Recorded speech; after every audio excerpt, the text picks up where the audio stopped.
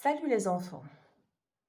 Alors on va commencer l'évaluation diagnostique en faisant quelques révisions concernant la grammaire.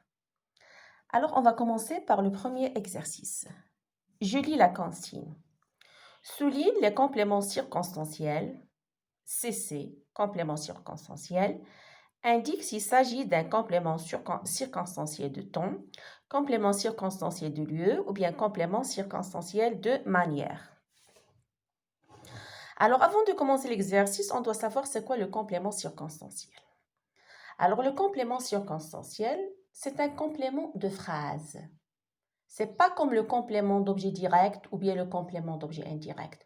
Le complément d'objet direct et indirect sont des compléments de verbes. Ils sont essentiels au sens de la phrase. On ne peut ni les supprimer ni les déplacer. Alors, les compléments circonstanciels, ce sont des compléments de phrase. Ça veut dire ils ne sont pas tellement nécessaires au sens de la phrase. On peut les supprimer, on peut les déplacer. Alors, les compléments circonstanciels indiquent les circonstances dans lesquelles se passe une action. Il indique le temps, le lieu, la manière. Il y a d'autres compléments circonstanciels, mais puisque les compléments circonstanciels qu'on a vus l'année dernière, dans la quatrième année, c'était compléments circonstanciels de temps, de lieu et de manière. C'est ce qu'on va voir aujourd'hui. Alors, bien sûr, les compléments circonstanciels peuvent être des adverbes, comme ils peuvent être des prépositions plus un groupe nominal, comme elles peuvent être des groupes nominaux. Alors, le complément circonstanciel de temps répond à la question quand, de lieu répond à la question où, et de manière répond à la question comment. À la tombée de la nuit, les automobilistes allument leur phare. Tous les matins à 7 heures, le réveil sonne. Nous afficherons soigneusement demain les travaux des groupes au mur à côté du tableau. Prenons la première phrase. À la tombée de la nuit, les automobilistes allument leur phare. Alors, où est le complément circonstanciel ici? Alors, on va poser la question. Les automobilistes allument leur phare quand? À la tombée de la nuit. À la tombée de la nuit, c'est un complément circonstanciel de temps qui indique le temps et qui répond à la question quand. C'est à la tombée de la nuit, c'est la préposition à plus un groupe nominal. Tous les matins à 7 heures, le réveil sonne. Le réveil sonne quand?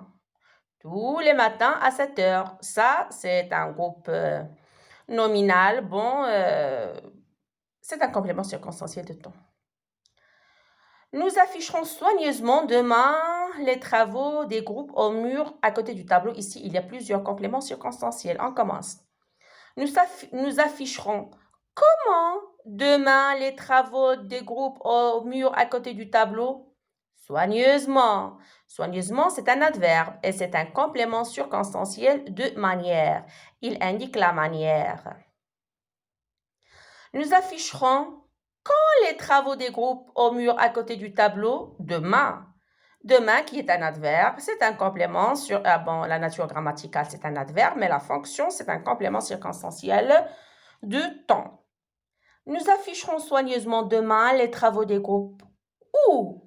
Au mur à côté du tableau. Au mur à côté du tableau, c'est un complément circonstanciel de lieu, bien sûr, puisqu'il répond à la question où. Deuxième exercice. Écris les types de chaque phrase, le type de chaque phrase. Alors, lorsque je parle du type de phrase, le type, ça veut dire est-ce que c'est une phrase déclarative? Est-ce que c'est une phrase interrogative, exclamative, impérative ou injonctive? Alors, comme vous savez, la phrase déclarative sert à dire une chose. Affirmer, dire, déclarer une chose. Bon, c'est une phrase qui se termine avec un point. Je mange la pomme, c'est une phrase déclarative.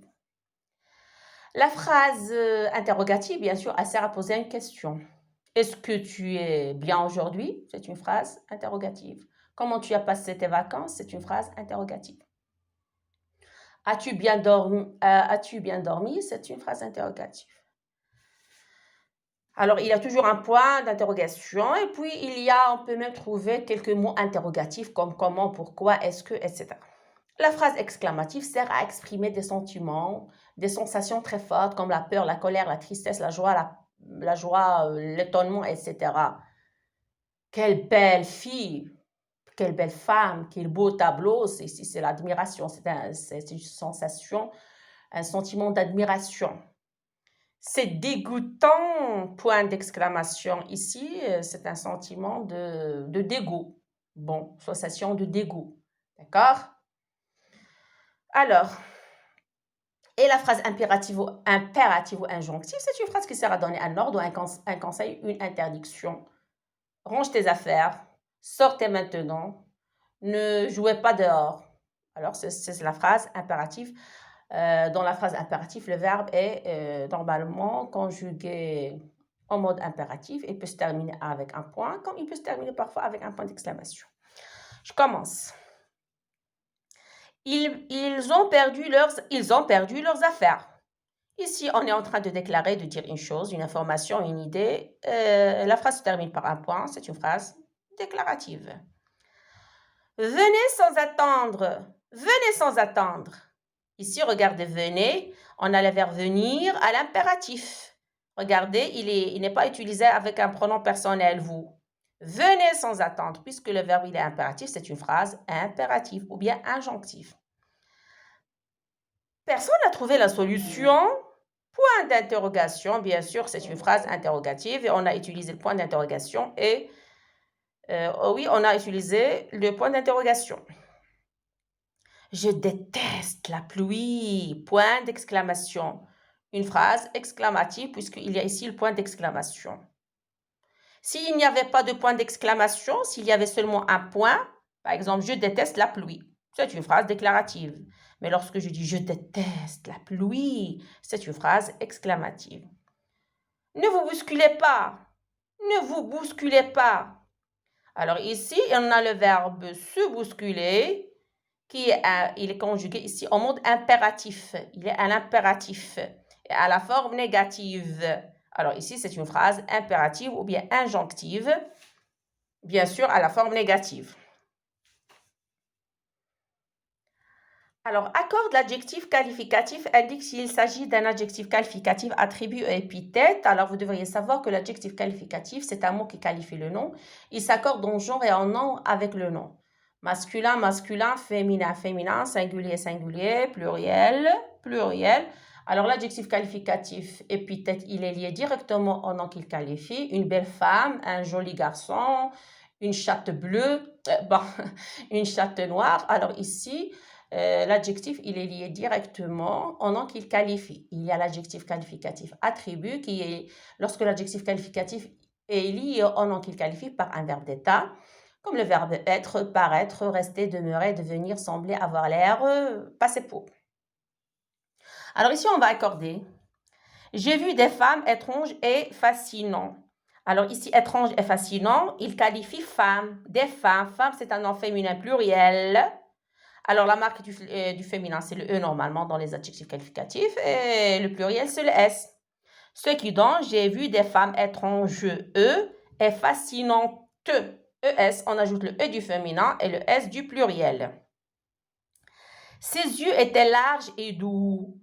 Bon, d'abord, pour la première phrase, étrange et fascinante, ce sont des adjectifs qualificatifs. Épithètes, parce qu'ils sont liés directement au nom qui qualifie des femmes. Ça veut dire qu'ils ne sont pas séparés par un verbe d'état. Si je dis par exemple, les femmes étaient étranges et fascinantes, dans ce cas, étrange et fascinante, ce sont des adjectifs qualificatifs attribués. Ses yeux étaient larges et doux. Large et doux, ce sont des adjectifs qualificatifs qui qualifient ses yeux. Regardez, ils sont séparés par le verbe être qui est un verbe d'état. Ici, le verbe être est à l'imparfait. Alors, ce sont deux adjectifs qualificatifs et attributs, bien sûr. Large, on va ajouter le S parce qu'il s'accorde avec ses yeux qui est un nom masculin pluriel. Pour doux, il ne va pas changer parce qu'il a déjà le X au singulier. Ça veut dire les adjectifs qualificatifs qui ont déjà le S, le X au singulier ne changent pas au pluriel. Mes tantes paraissaient vieux. Alors vieux, car il fit mes tantes. Mes tantes, c'est un nom féminin pluriel. Vieux, ça devient vieille avec ES. Alors regardez, vieille, Il est séparé par mettons, par un verbe d'état qui est paraître. Paraissait, il est à l'imparfait. Ici, vient, c'est un adjectif qualificatif attribut.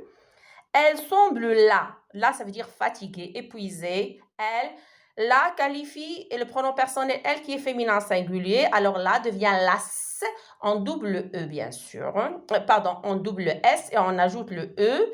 Regardez, las est séparé par elle, par un verbe d'état qui est semblé. Alors là, c'est un adjectif qualificatif attribut. J'aime cet échat câlin. J'ai déjà accordé. J'aime cette chat câlin et joueur. Alors, chatte, c'est un nom féminin.